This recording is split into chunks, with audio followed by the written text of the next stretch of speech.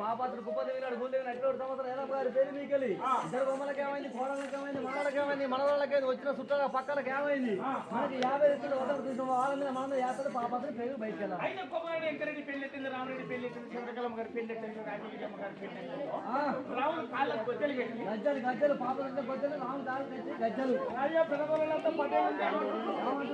ఏమన్నా శివాజీ అన్న పెరిగిపోతుంత లేదు ఎందుకు ఆట వస్తుందా పాట వస్తుందా అంటున్నా ఎద్దుల పెట్టకరా ఆట ఆడేది రాముడు యాదమ్మ గారి పేరు